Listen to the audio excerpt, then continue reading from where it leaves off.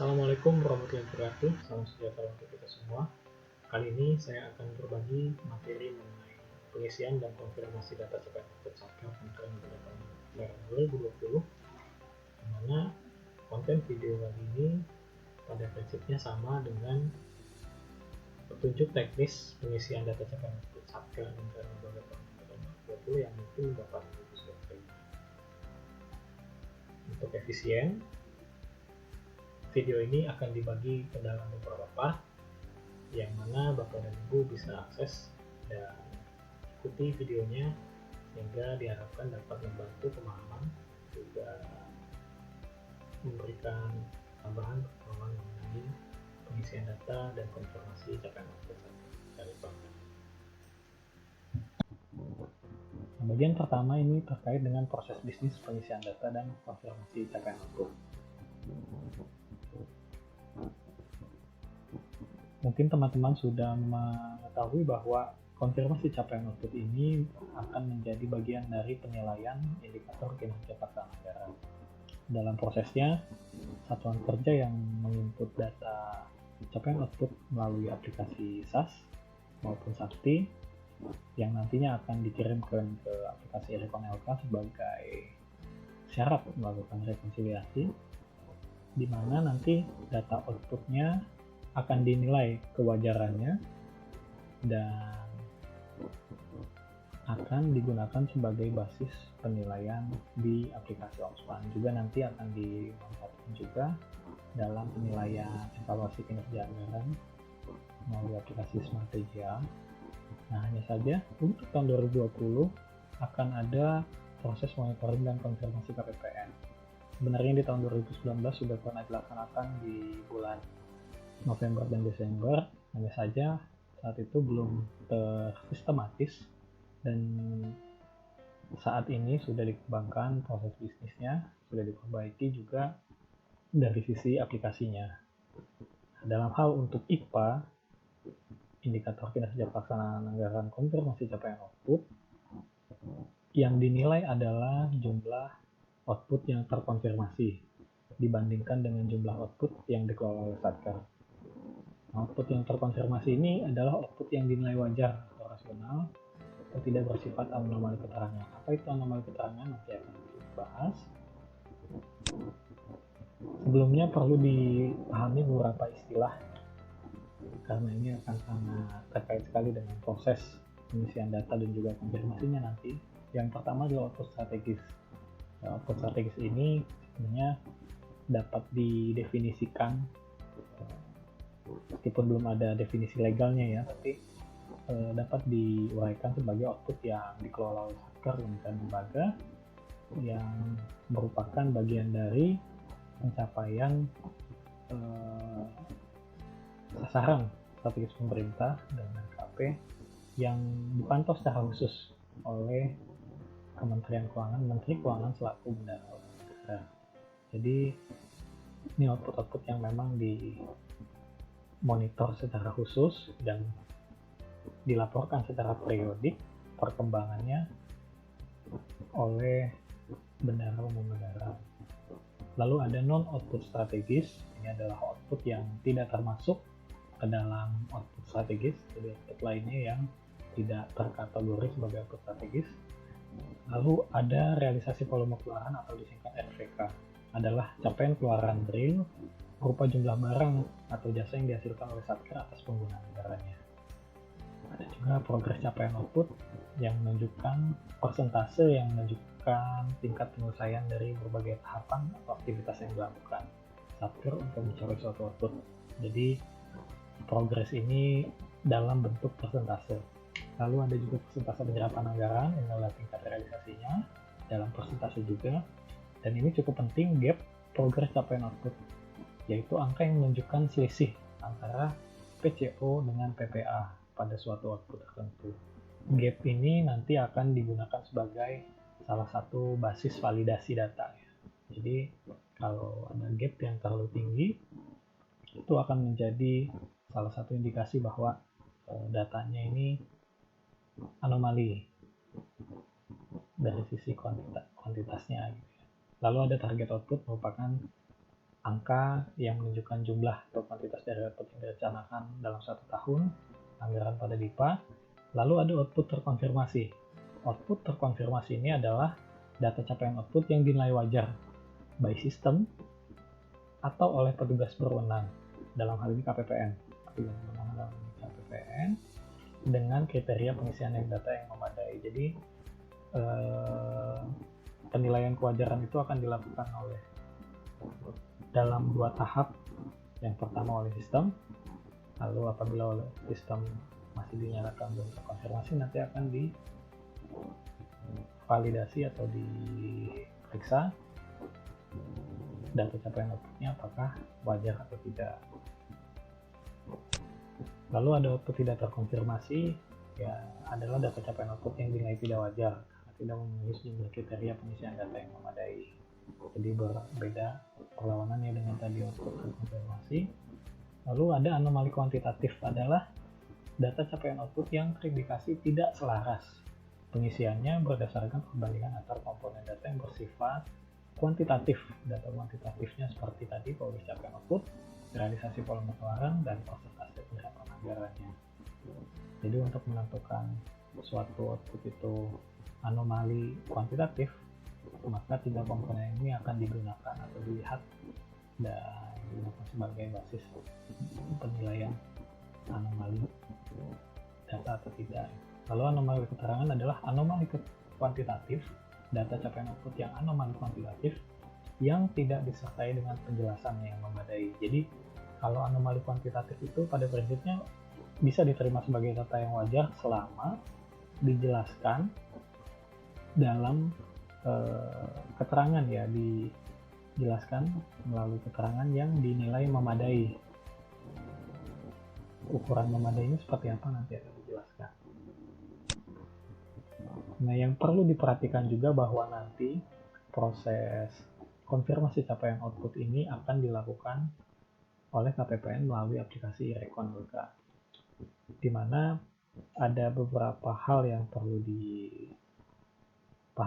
Yang pertama terkait dengan status konfirmasi capaian output yang menyajikan status pemrosesan data capaian output Satker. Jadi data-data capaian output Satker itu nanti akan dikirim ke aplikasi Recon LK dan dinilai validitasnya. Lalu akan diproses oleh Recon LK, di mana nanti tiap prosesnya itu akan ada level-levelnya. Pada saat Satker belum mengupload data capaian output, maka status konfirmasinya di Recon adalah belum ada data. Lalu pada saat Satker sudah mengupload data dan diproses oleh Recon, statusnya akan menjadi proses validasi, dalam proses validasi. Dan apabila sudah terbentuk Excel hasil Reconnya, maka status datanya akan naik menjadi analisis di Vera atau Vera KI. Kemudian nanti setelah diproses di Vera, seksi Vera atau Vera KI, selanjutnya akan dianalisis oleh PDMS KI untuk menentukan apakah output tersebut yang tidak lolos validasi by system itu dapat di-approve atau tidak. Lalu terkonfirmasi, status konfirmasinya terkonfirmasi, artinya semua data capaian outputnya telah terkonfirmasi baik by system maupun melalui approval dari KPPN. Dan yang terakhir, menunggu konfirmasi Satker terdapat yang menunjukkan bahwa masih ada capaian output dengan status tidak terkonfirmasi, sehingga perlu diperbaiki oleh Satker. Nah, lalu selain status konfirmasi capaian output ini, atau bisa dikatakan status rekonsiliasi capaian outputnya, mungkin seperti itu ya. Nah, selain itu juga ada juga status data capaian output. Ini menyajikan status dari masing-masing data capaian outputnya. Jadi apakah data output tersebut bisa dikatakan terkonfirmasi atau data capaian output itu tidak terkonfirmasi. Jadi ada 2 status data, terkonfirmasi atau tidak terkonfirmasi.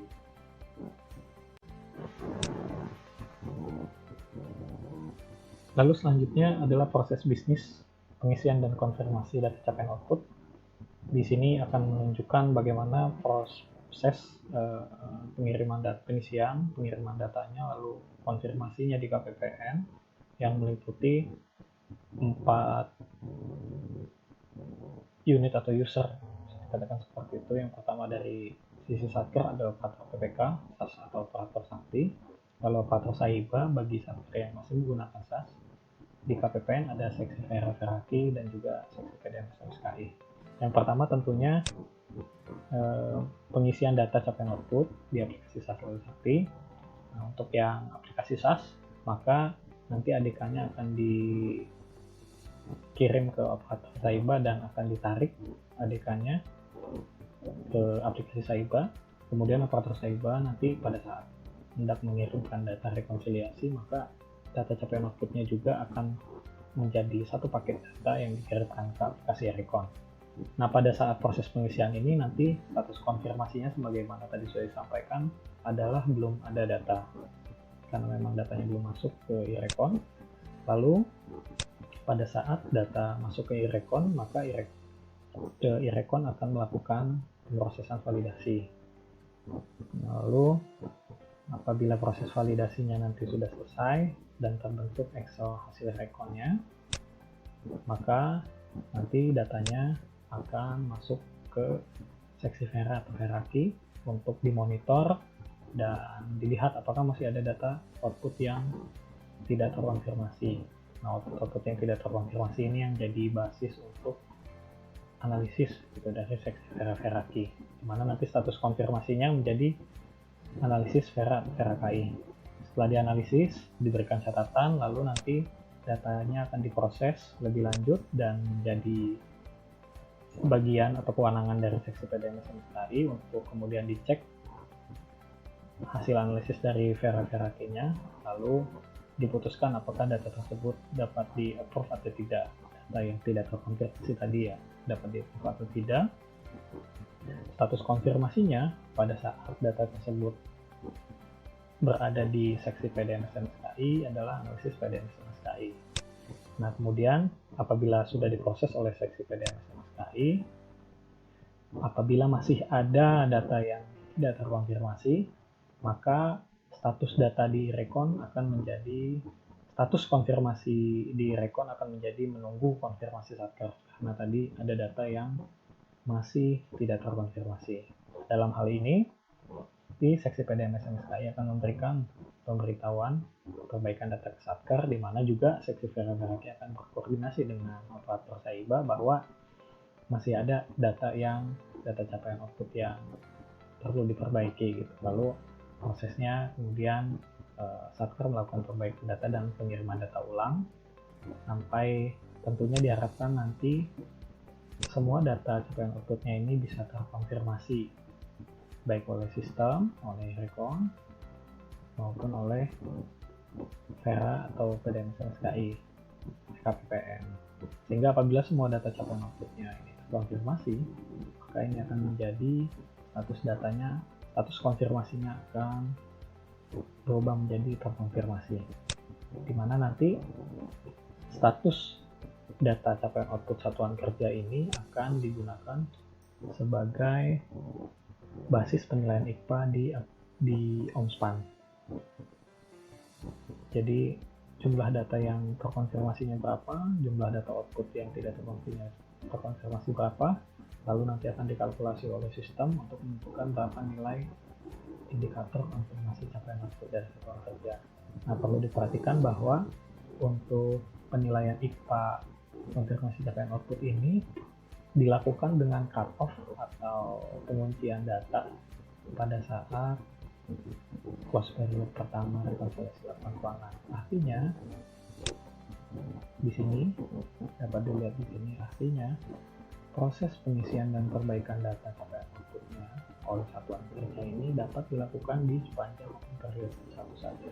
Sementara di open period kedua ini memang masih memungkinkan pengiriman data capaian output karena masih satu paket ya dengan data LK dan WMN untuk dikirim ke Recon, tapi nilai IKPA-nya hanya mempertimbangkan status data terakhir pada saat close period pertama, dimana kalau close period Satker memang tidak bisa melakukan pengiriman data, tapi KPPN dapat melakukan pemrosesan data, sehingga KPPN juga akan melakukan proses monitoring dan konfirmasinya apabila ada data capaian output yang tidak terkonfirmasi tadi, pada open period pertama juga.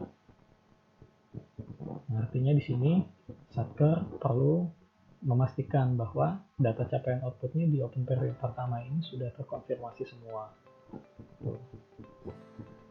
Karena nanti pada saat close period pertama itu sudah tidak bisa dilakukan pengiriman data, dan open period kedua itu tidak akan merubah nilai dari ICPA, konfirmasi capaian outputnya. Nah, di sini juga misalnya Satker tetap ingin memperbaiki datanya di open period kedua, itu masih memungkinkan karena memang tadi pengiriman datanya itu masih memungkinkan hanya satu paket dengan keadaan BNN, tapi KPPN dalam hal ini juga akan memproses data dan juga cut off mulai ICPA ini sudah lewat gitu.